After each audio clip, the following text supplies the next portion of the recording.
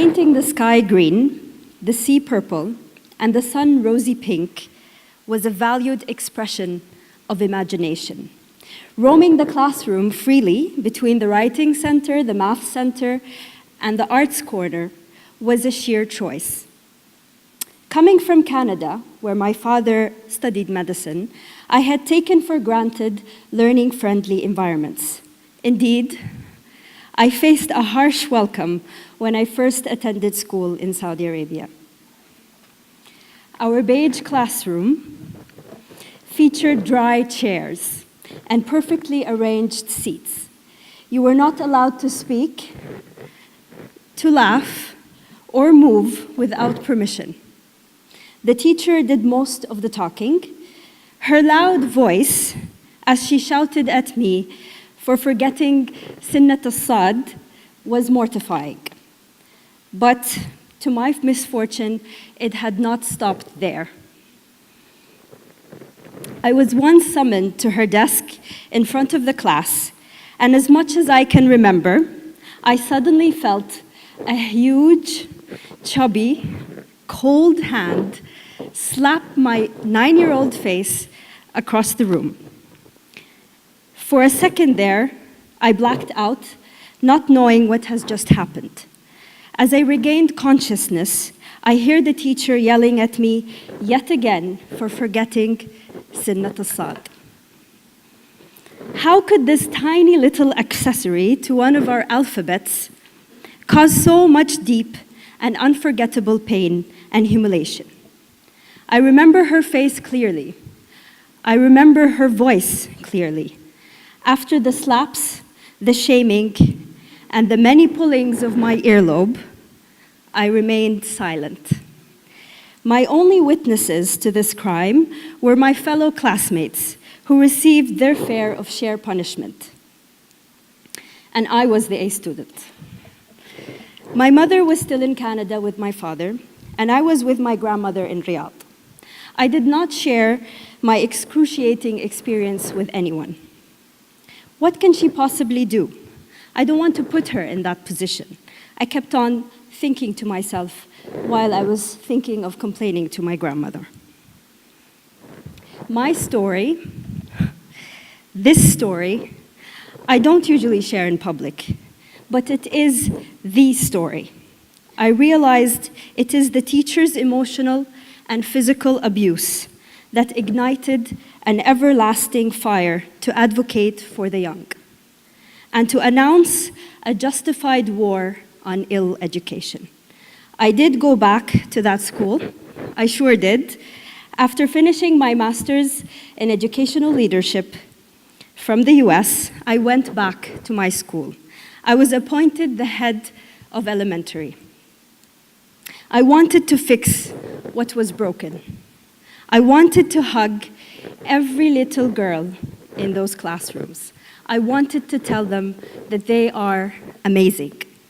I wanted to fire every teacher who yelled, every teacher who humiliated, and every teacher who was not worthy of the sacred responsibility of educating our youth. Some days I did succeed, and others I failed. I did fire 2 teachers. I hate to say proudly, but the truth is, I am proud. I moved on to establishing and heading a women's university in Riyadh, Al Yamama University, then to work in our government to serve our younger generation. A few weeks ago, I was sharing this story with my team. Someone at the table revealed a similar story. She spoke at length and in detail about the difficulties of a lifetime spent struggling with obesity and all its associated hardships. She described the reactions of people around her, from peers who mocked and made fun of her appearance, to family members who felt entitled to be unkind under the excuse of expressing concern. The effects of years of unsavory comments and criticism from all sides still linger, she says. These 2 stories are very different, but together, along with millions, along with your stories, they make up the context of our youth. They weave together and form a tapestry of so-called norms. to which youth must conform. A tapestry where youth are never part of the conversation. These experiences, although some may be very painful, help shape us. They give us grit, character, and often lead us to powerful moments in which we examine the context of these events. Retrospect is very often 2020.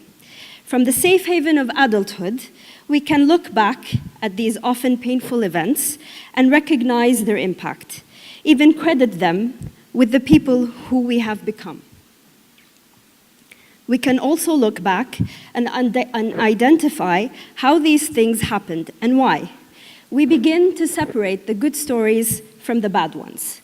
And thus, we begin to the delicate work of slowly unraveling the tapestry. Approximately 2 years ago, I formed and started Eradah. I asked the smartest and most passionate, capable people I know to work with me. What everyone at Eradah has in common is that we all realize the potency of each of these single stories and how important it is to dismantle these stories. I often reference Nigerian author Chimamanda Ngozi Adichie's TED Talk, The Dangers of a Single Story. In it, she explains that when we hear and read stories about a part of the world without experiencing things ourselves, we tend to perceive that part of the world as the limited stories that describe those places.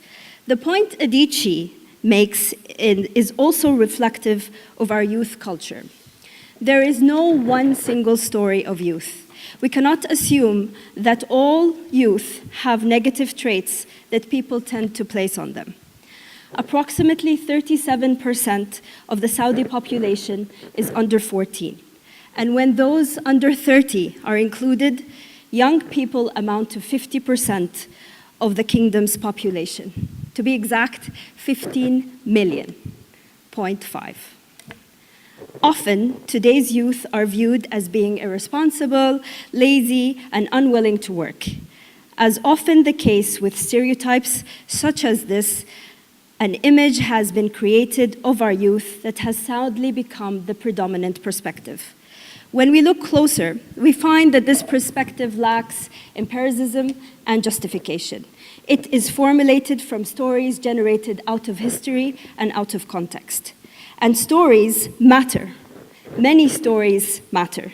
They have most often been used to dispossess and misalign, and on rare occasions to empower and humanize. Stories can break youth and rob them from their dignity, and stories can be used to repair and restore broken dignity. We have created stories of enlightenment, of entitlement, of ungratefulness, and of aloofness, and we have forced on our youth these narratives. These stories, both the good and the bad, and the painful and the joyful, and the truthful and the untruthful, all banded together to create a tapestry that has been used to portray our youth. Eradah was born of a desire to enhance the quality of life of youth in the region. Our youth are our most underutilized resource. Today's youth are passionate, driven, and creative, and much more talented than we give them credit for. Eradah fulfills this desire by identifying gaps and developing products and projects that address and start to fulfill these gaps, and providing youth with the resource that will allow them to become their better selves. In building our solutions, we employ co-creation. We have successfully become the middlemen of sorts between the government and the youth, the private sector and the youth in the north and others in the south. We acknowledge that nothing can be done without proper policies or proper ecosystems in place, but we stay true to our deep belief in co-creation. Co-creation in business has initially started gaining traction in 2000, and there were two assumptions. Consumers want to be involved in the brand, and everyone can be creative. Co-creation initially used more fluid and iterative techniques to connect with willing consumers to develop creative brands. Later in the game, Co-Creation 2.0 was born based on the belief that only a tiny portion of the population have the ability to be co-creative. This tiny portion of the population helps companies to innovate because they are theoretically switched on. The question we must ask ourselves is, why not apply co-creation to solve more relevant issues, like unemployment, substance abuse, and parental neglect? If youth can tell us what they prefer in the gaming industry, what's stopping us from involving them in solutions that are often dictated upon them by past generations? Morrow's law suggests that technology becomes smaller and faster exponentially. Out of all past generations, Gen Z is the most acclimated to the current state of the world. They have witnessed Moore's law countless times throughout their lifetime. For them, the future is easier to imagine than the past. This imagination is the untapped goldmine for policymaking and program design. That is why, at Eradah, we like to think that we employ Co-Creation 3.0. Co-Creation 3.0 engages relevant beneficiaries at the right points in co-creative process. For example, Gen Z in context X or Gen Z in region Y. This offers a compromise between extreme positions. Everyone can be creative, or only the 1% can be creative. The benefits are very clear for youth and stakeholders alike. By identifying specific demographics of co-creators at the beginning of the process, you can make the most of their abilities throughout the process, and they are more likely to defend and own the results when they come out. Youth must be engaged. This is unquestionable.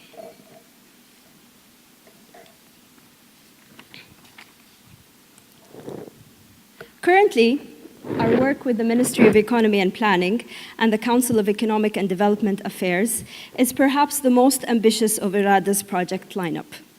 The primary focus of the National Youth Program is to draw awareness, derive policy, and structure impactful programs to ease the 12 greatest problems that plague today's youth, such as the spike in obesity, the number of road safety accidents, and the unforgettable and unfortunate stigma attached to mental illness, to name a few.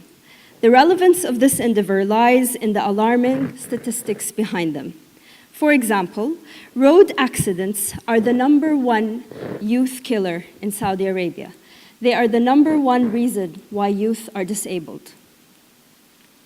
In every 100,000, 27 are killed. It is like bearing the casualty of 2 777 planes crashing a month. It drains 50 billion Saudi riyals from our economy annually, which is equivalent to the budget of the Ministry of Education. Another concern is the obesity pandemic. The prevalence of obesity in KSA has reached an all-time high. Per the WHO upper bound estimates in 2014, 74% of adults above 18 were overweight and 40% are obese. Diabetes alone drains 70 billion Saudi riyals out of our economy annually. Even though numbers don't lie, they say half the truth. Over the next 3 weeks, our team at Eradah will be conducting qualitative research in 13 different regions, also known as collecting stories of youth across Saudi.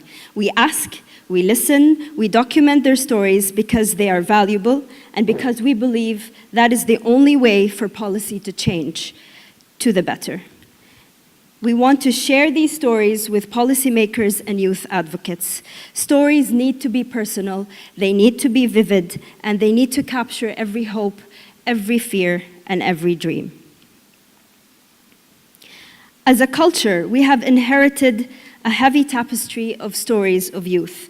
Like most things of such magnitude, the tapestry itself is vast and complex. The stories woven into it are very unique, are a very unique combination of the good and the bad. This tapestry is intimidating, but it also can be reconstructed. We want to create an equilibrium that allows our youth to be judged based on their actions, their achievements, and their triumphs. I'm standing in this room with the brightest and the most ambitious people I know in the region and probably in the world. And at least one of you has been shaped by some of these stories. And I'd like all of us to share our stories. Let us tell our stories to everyone. Let us together unravel a tapestry that celebrates our green skies, our purple seas, and our rosy sun. Thank you.